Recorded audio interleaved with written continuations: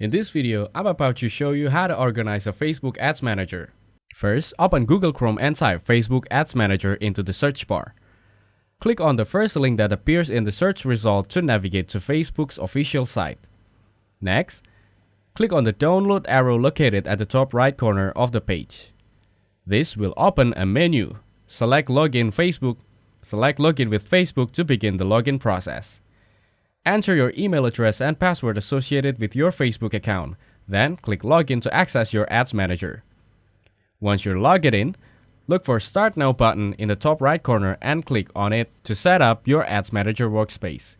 After that, click on your account address at the top of the page, then select a Create Business Portfolio to begin organizing your ads. In the pop-up, enter a business portfolio name along with other relevant details about your business, such as your business type and contact information.